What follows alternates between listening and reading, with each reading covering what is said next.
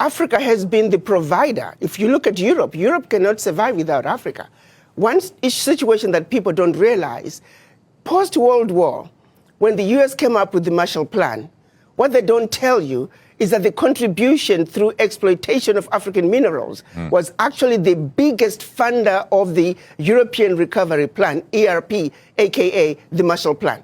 US contributed $13 billion, which is now present day $175 billion, which, by the way, the American taxpayer must be paid back. Nobody's asking for that money back.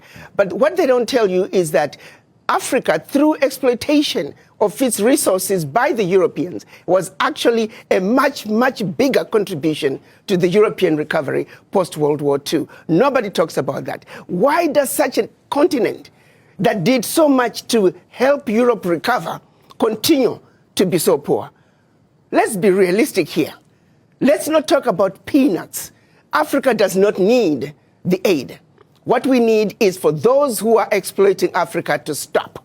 Africa has everything it needs. If Africa could have contributed as much as it did to the recovery of Europe post-World War II, why wasn't Africa equally developed? Voice of Africa by Africans.